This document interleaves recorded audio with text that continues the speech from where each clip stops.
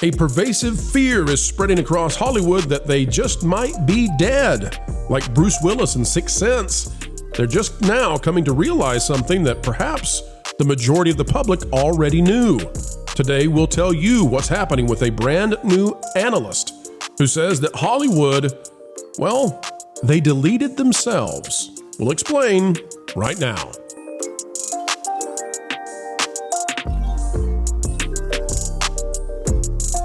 Hello folks, welcome back to the place that has been dragging Hollyweird back to the mainstream middle, the sensible center, where money is made, encouraging them to find the neutral ground where both sides of the political aisle, both areas of ideological beliefs can find a place to play together. They have not listened in large part, and in large part that's why they are reaching their demise. But we are having a grand time, and now we're looking back retrospectively at what has occurred. And it turns out analysts are beginning to agree majorly with us.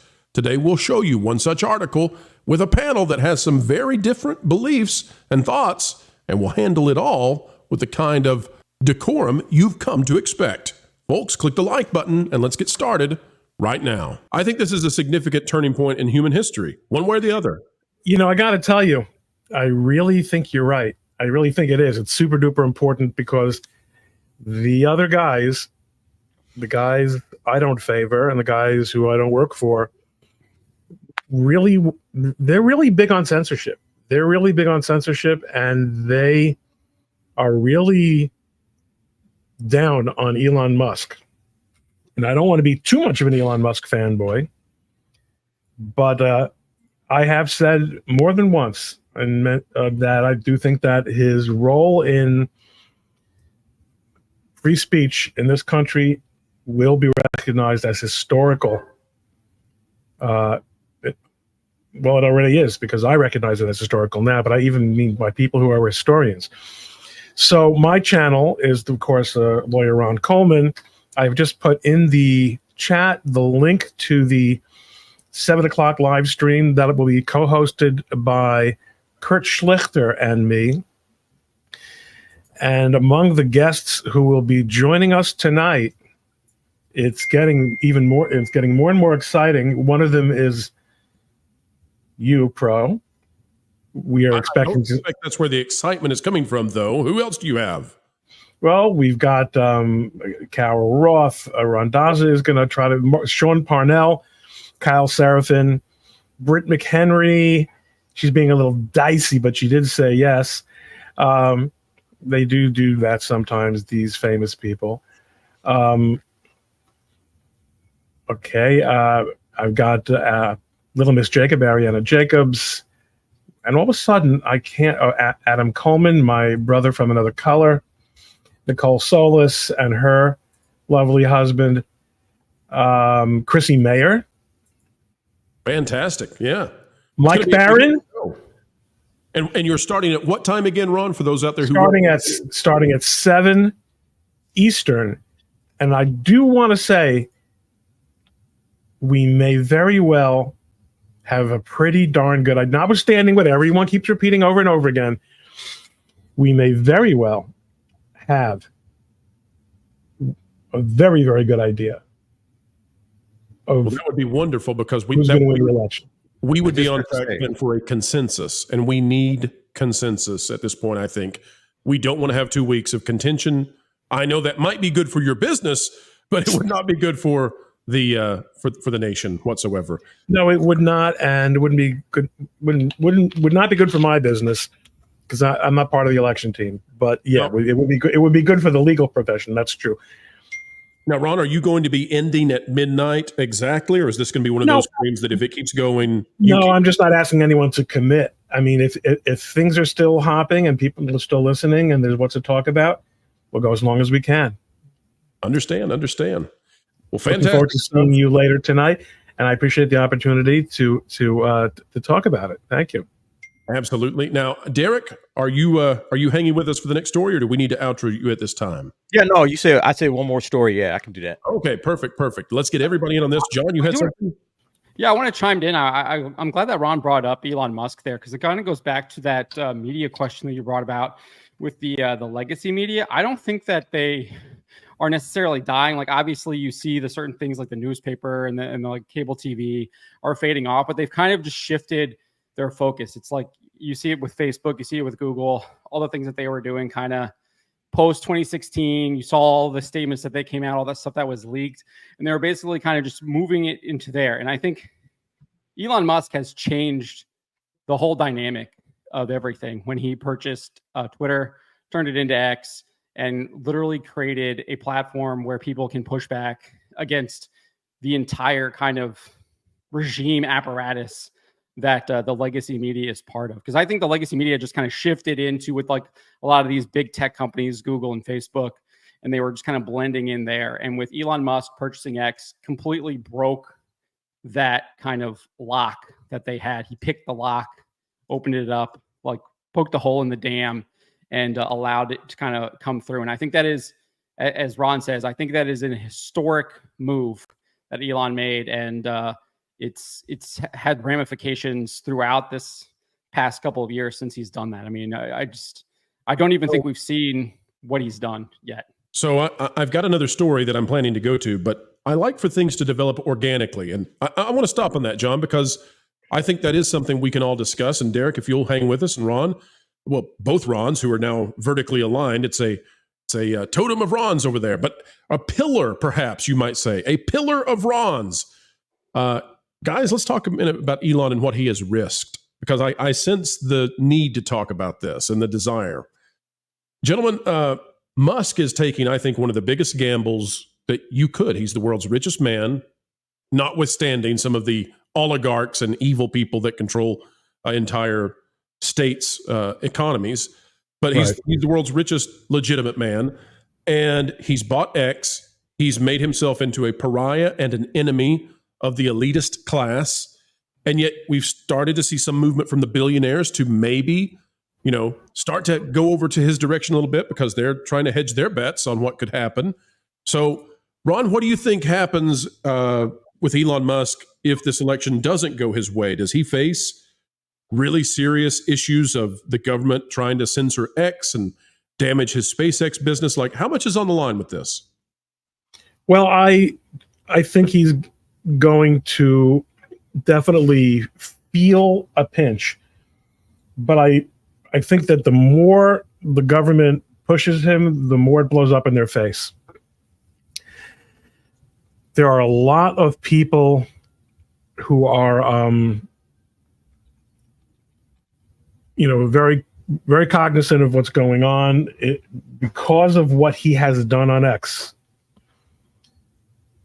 It is a source of information. It's just it has. I came up with a metaphor that I like how I liked it, so I'm going to use it again yesterday. It's like, even though the other, YouTube is still rather heavy-handed on the censorship, and so is Facebook, but X is like the holes that were poked in that jar that you have the frog in. They simply can't be hermetically sealed. Shut up. Is that an actual classic phone, or is that your? That was my phone. Okay. It was not the bat phone.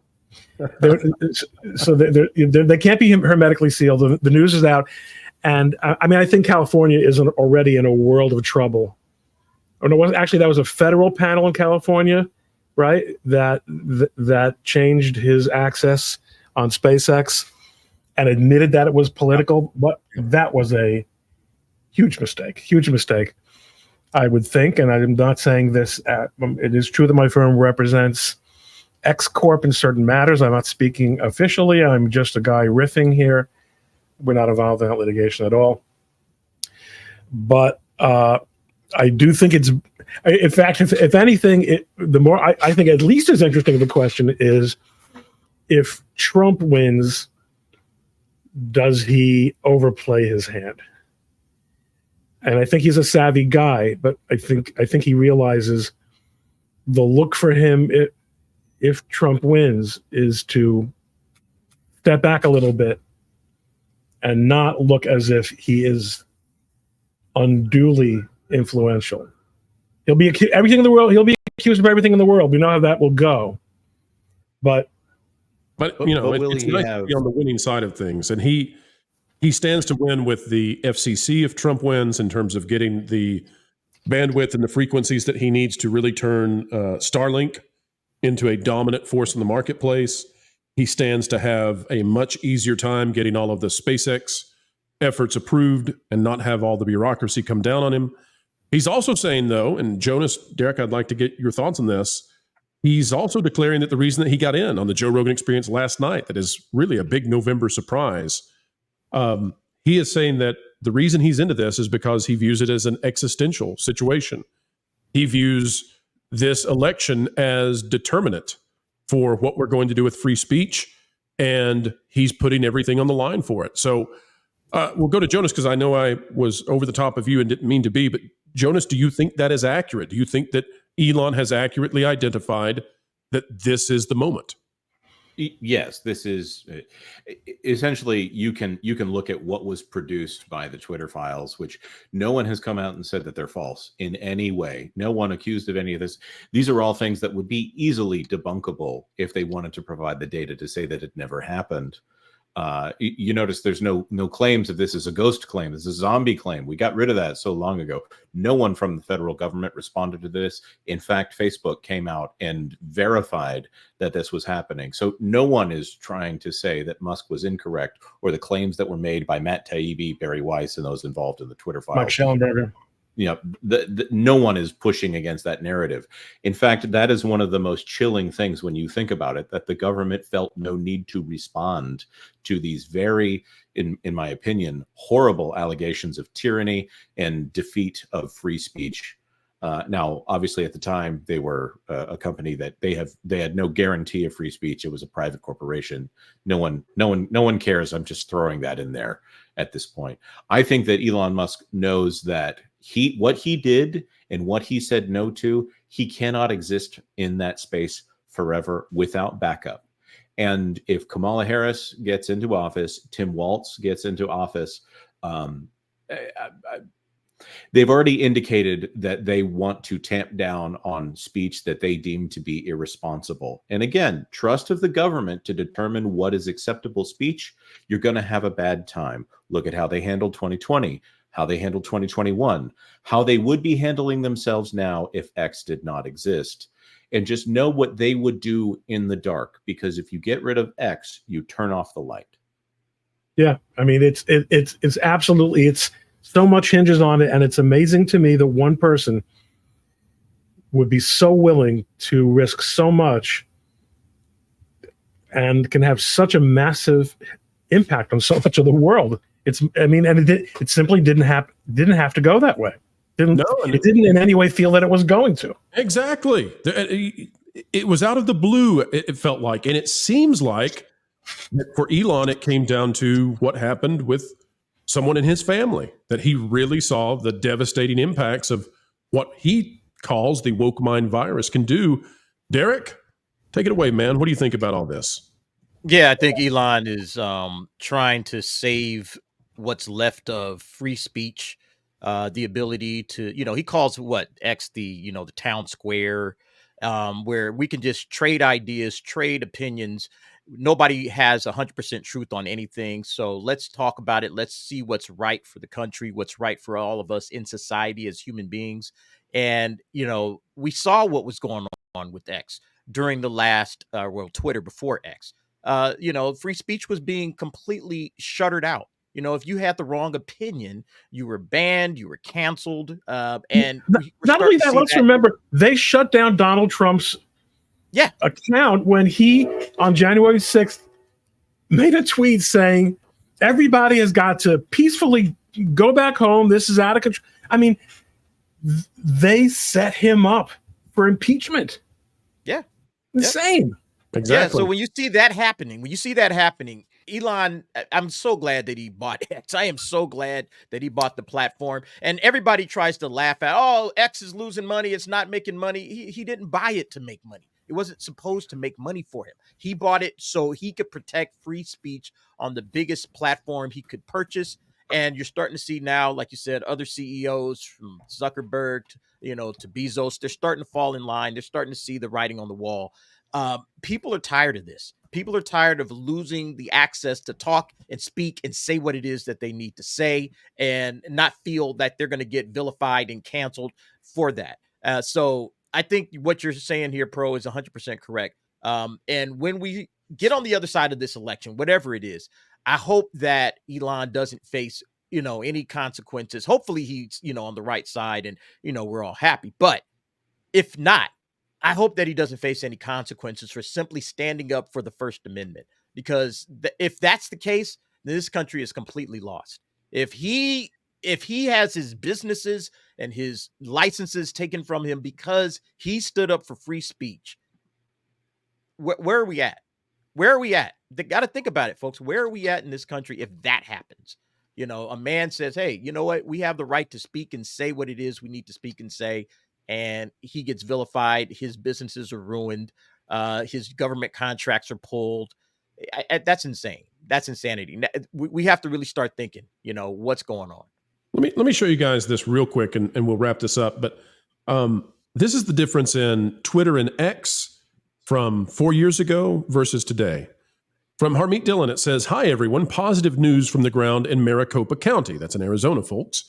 Things are going well. Issues are being handled. And the main issue is those Arizona voters who haven't gotten in line and voted. Let's finish strong. This is being shared freely. No problems, no suppression. We'll watch it real quick. And here's what we've got. Hi, everyone. This is Harmeet Dillon, and I'm coming to you from Scottsdale, Arizona, where I am with the election integrity team here, composed of dozens of lawyers, as well as constant communication with thousands of observers in the field who are giving us back reports about how people are voting, the length of the lines, issues with paper and ink and other issues like that. And I'm happy to report that we are quickly resolving issues and helping a lot of people vote. So far, no significantly long lines that haven't been addressed. Where we have minor issues here and there, we are working with a rapid response team to deploy voters from one place with a long line to numerous nearby locations to be able to vote.